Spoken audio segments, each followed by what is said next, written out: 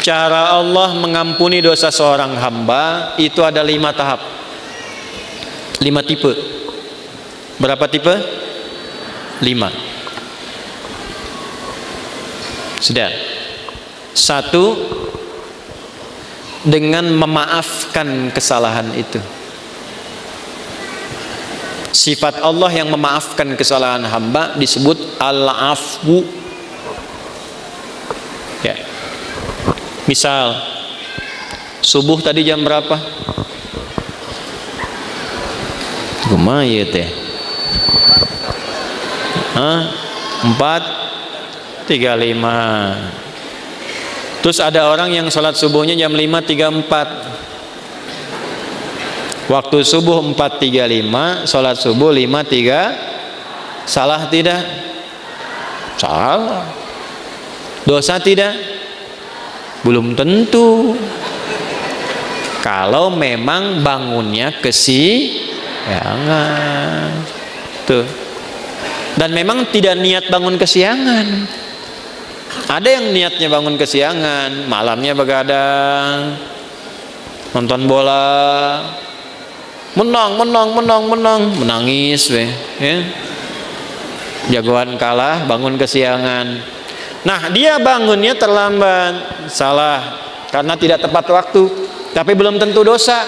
Maka dimaafkan oleh Allah kesalahan itu, ditunaikanlah sholat tepat saat bangunnya. Ya. Jadi kalau Anda terlalu lelah dengan beban kehidupan, kemudian tertidur cukup dalam, ya, lalu bangun tiba-tiba jam 8, walaupun keterlaluan sebetulnya. Bangun, ingat sholat. Nah, sholatlah saat bangunnya. Jadi jam subuh Anda itu pindah saat bangunnya. Ingat ya, waktu sholat orang yang ketiduran adalah saat bangunnya. Saya pernah punya pengalaman di Libya. Lagi ngisi ceramah menjelang buka, 5 menit lagi tinggal buka. Tiba-tiba jemaah angkat tangan dalam sesi pertanyaan, Ustadz, apa hukumnya orang yang puasa tapi tertinggal sholat? Saya tanya balik, contohnya gimana Pak? Tadi saya subuh bangun kesiangan, saya menilai bahwa sholat subuh saya sudah lewat. Jadi karena menyimpulkan sudah lewat waktu subuhnya, kehilangan waktu sholat. Dia tetap puasa tapi nggak sholat subuh, zuhur sholat, asar sholat, maghrib belum karena nunggu buka. Maka bagaimana statusnya, status puasanya?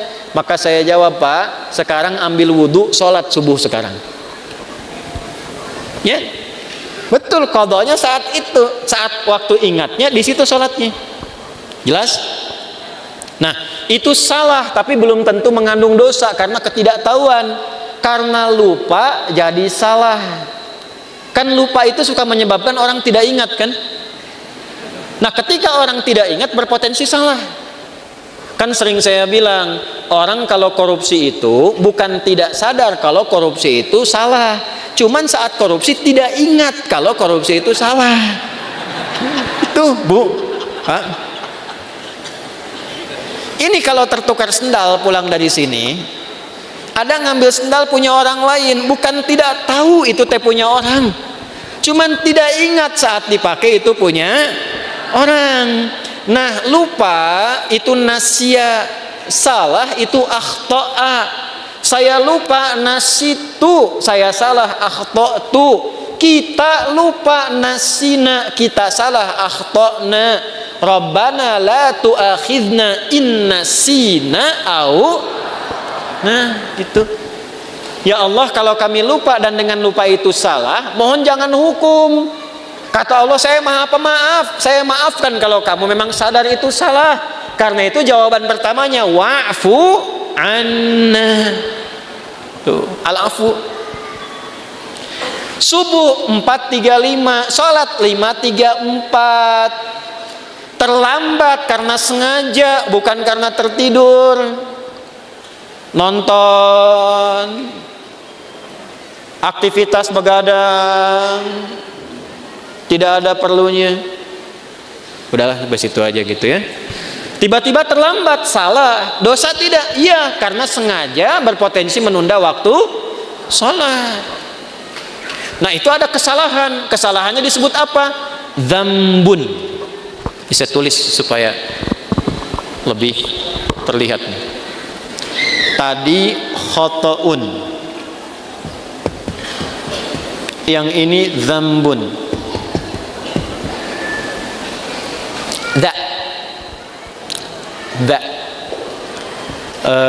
Kapan-kapan nanti saya mungkin rilis video pengajaran untuk spelling huruf hijaiyah tuh di 17 tempat. Itu diantara manfaatnya, itu bisa mengeluarkan semua potensi suara dalam tubuh, bukan hanya untuk baca Al-Quran.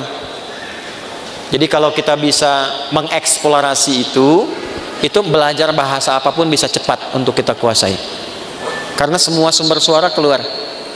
Misal yang dari sini a, ha itu di sini. Ketika ke sini ha, ketika ke sini kho, kan? Sampai da itu da di sini, da. Sampai ketemu ba, gampang, matiin aja hurufnya. Ab, at. Nah, itu sumber suaranya. As, az, ab. Ya, harakatnya cuma 3. Namanya ayu. Kalau enggak a, i atau u. Ab. Kasihkan a, ba, kan? Ciluk. Nah, kan? Di kebawahin bi, dibesarin u. Nah, ini pakai dza, dzambun. Dzambun itu, maaf, salah yang mengandung unsur dosa. Sengaja menunda sholat, terlambat, dzambun. Allah tidak ingin hambanya pulang ke akhirat bawa dosa. Maka diturunkanlah sifat yang kedua, namanya Ghafir. Apa namanya? Ghafir. Ada surah ke-40, surah Ghafir. Lihat ayat ketiga. Ghafiri dzambi. Ghafir dipasangkan dengan dzambun. Ghafiri dzambi wa qabilit taubi. Ini Ghafir. Ini al-afu. Sudah terlambat, ngajak orang lain terlambat. Yuk nonton dulu, udah sholat nomor 2, nonton nomor 1. Maka berubah namanya dari dzambun jadi dzunubun. Jamak. Dzambun, dzunubun.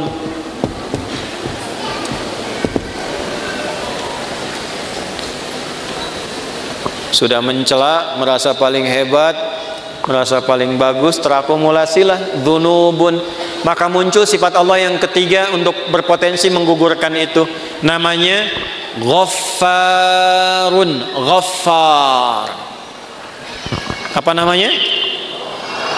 Di dalam surat apa? Surat Nuh ayat berapa? Ayat 10. Faqultu astaghfiru rabbakum innahu kana ghaffara. Kenapa menggunakan Ghafara tidak Ghafira? Karena umatnya Nabi Nuh sudah terakumulasi kesalahannya, sudah mengancam Nabi Nuh, sudah nuduh Nabi Nuh, menjelek-jelekan Nabi Nuh, ngusir Nabi Nuh, menantang azab. Maka diturunkanlah kalimatnya bukan Ghafir tapi Ghafar. Sudah terlambat sholatnya, ngajak orang lain gak ke masjid, mencela orang yang ke masjid. Ayo atuh orang nonton heula, sholat dah sholat nomor 2 tuh. Isin aku itu kamar masjid, ada eta mah sok soleh wungkul. Paham? Ya. Maka yang keempat ini ditambah ada zalimnya. Namanya dzunubun ma'adzulmi. Dzunubun ma'adzulmi.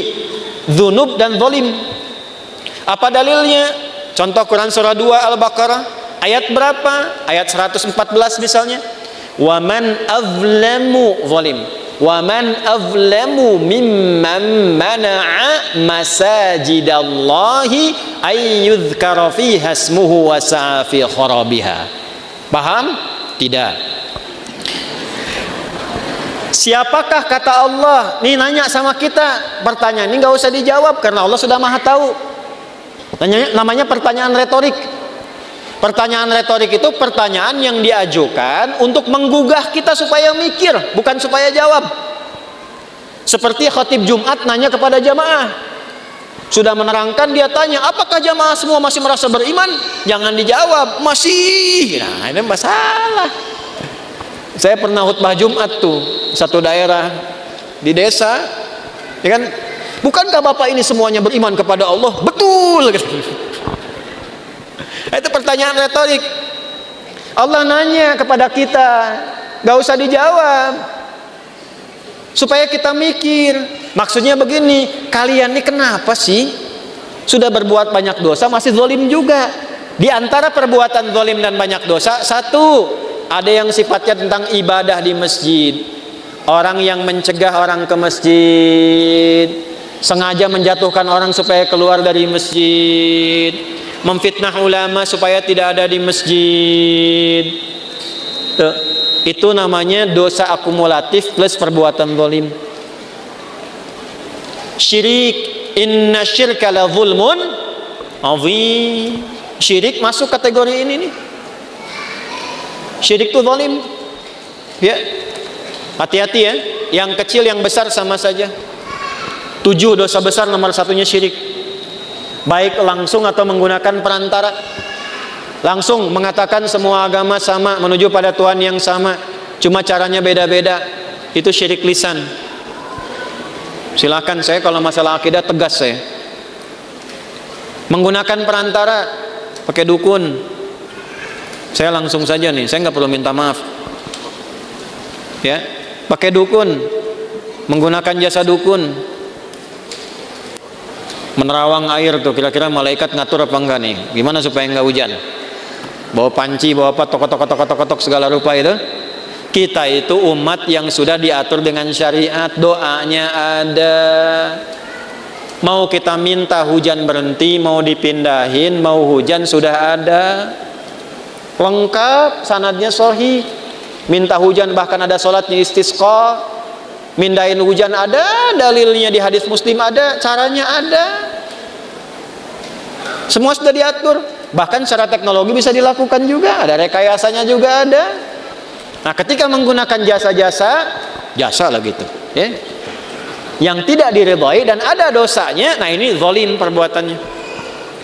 Tapi Allah tidak menginginkan dosa itu terbawa sampai meninggal. Itulah rahmannya Allah. Jadi Anda bayangkan Pak, Ibu, Allah saja pada orang yang syirik masih memberikan waktu sampai meninggal supaya tobat dengan rahmatnya. Masa anak Anda yang berbuat sesuatu yang mungkin Anda merasa melecehkan orang tua, Anda memvonis dengan durhaka, dan dia mau memperbaiki itu, Anda tidak terima. Allah masih terima. Anda bukan Tuhan, sudah tidak mengakui sebagai anak. Di mana rahmatnya? Nah ini ya. Coba nanti di ujungnya indah sekali. Maka yang keempat namanya Ghafurun. Apa namanya? Ghafur. Ghafur. Pak Ghafur nggak boleh cepat marah tuh. Tapi yang kelima, syirik iya, Allah, mencuri iya, menjatuhkan iya, minum juga iya, zina pernah. Dan hebatnya begini, kalau dengar orang berbuat tindakan kriminal maksiat, dia belum mengerjakan, rasanya dia merasa belum komplit. Mana naon we? Iya. Si itu mah pernah begitu. Oh, benar gitu. Orang oge arek lah. Nah, itu berubah yang kelima. Namanya israf. Apa namanya? Israf itu sudah berlebihan. Ada orang berlebihan dalam dosa, semua pengen dicoba. Masih mungkin diampuni nggak? Halo? Allah dengan sifat rahmannya masih menurunkan ampunan pada yang demikian kalau dia mau tobat. Inilah yang kelima puncaknya. Ketika Allah ingin mengampuni dengan sifat kelima ini, tidak digunakan al-afu, tidak digunakan turunan dari kata ghafara, baik ghafir, ghafar ataupun ghafur, tapi yang kelima langsung disebutkan rahmatnya. Rahmat. Dengan sifat rahmannya langsung disebutkan kata rahmatnya, rahmat. Dosanya israf. Bahkan rahmatnya dilekatkan dengan sifat Allah pemiliknya. Ya, pakaian nisbah. Rahmat itu punyaku, maka dengan rahmat yang aku punya, semua rahmatku aku punya nih, aku tawarkan kepadamu ampunan supaya engkau tobat dari dosa yang kau kerjakan itu. Nih, ada yang pernah mabuk, pernah bunuh, pernah zina, pernah merampok, pengen tobat, pengen balik. Kata Allah jawabnya bagaimana? Hei, aku tawarkan kepadamu semua rahmat yang aku punya untuk mengampuni dosamu kalau engkau benar mau tobat. Kurang apa coba? Jadi kalau dengan tawaran itu masih ada yang belum tobat, keterlaluan itu. Dengan cara apa lagi Allah mesti ampuni? Di mana dalilnya? Quran surah ke-39. Di ayat berapa? 53. Bagaimana bunyinya? Qul ya ibadiyalladzina asrafu ala anfusihim la taqnatu mir rahmatillah. Sandarkan pada Allah. Wasi'at rahmati kulla syai'. Rahmat ketemu yang mutakallim. Rahmatku mencakup semuanya. Ya, di situ apa? Allah. Jangan putus asa dari rahmat Allah. Kenapa tidak langsung menggunakan rahmati? Karena kalau banyak dosa biasanya nggak kenal Allah walaupun mengaku muslim. Itu. Maka nama Allahnya dikenalkan lagi supaya kenal lagi. Ya. Contoh nih, ada orang sudah terakumulasi dosanya, profesional lah di bidang dosa. Mabuk, nipu, ngerampok segala rupa kan? Terus Anda ingatkan, ya itulah orang bertakwa kepada Allah. Nah, pasti jawabnya gini, atau mau Allah lah gitu. Jangan bawa-bawa Tuhan gitu ya. Nah, karena belum kenal Tuhan, dikenalkan lagi la taqnatu mir rahmatillah. Dan hebatnya masih diaku hamba, Pak. Kul ya Muhammad, katakan ya ibadi, hei hambaku, masih diaku hamba. Coba ya, ini jangan anak Anda lah, anak umum aja. Ada ibu dan ayah, anaknya begitu durhaka, buruk terhadap citra keluarga. Di luar sudah merampok, sudah membunuh, sudah berzina, merusak nama keluarga. Tiba-tiba pulang ke rumah pengen minta maaf sama bapak dan ibu, diterima nggak? Ayo, saya tanya nih, kalau bapak ibu mau terima, pertama ketemu senyum atau kecut? Tuh. Marah atau tenang? Tuh. Non sia kadieu. Tuh, coba. Nah, inilah pentingnya kita ngaji begini. Ini anak datang pengen taubat, wasilahnya orang tua pengen minta maaf. Allah yang pencipta kita mengatakan kul ya ibadi, pakai kata iba, hambaku. Pakai ya disebutkan 360 kali dalam Al-Quran. Fungsinya 3 di ilmu nahwu. Nidaul qarib, nidaul mutawassit, nidaul ba'id. Memanggil yang dekat, yang menengah, yang jauh. Hei ahli maksiat, dimanapun berada, semua jangkauan. Yang telah menyimpulkan mungkin Allah nggak akan ampuni dosaku. Salah kesimpulannya, kata Allah, hambaku sini, jangan putus asa dari rahmatku. Setelah Allah berikan rahmat, teruskan ayatnya, innallaha yaghfirudz dzunuba jami'a. Semua dosa yang pernah engkau kerjakan, kalau benar tobatmu, aku ampuni sekarang semuanya. Tuh.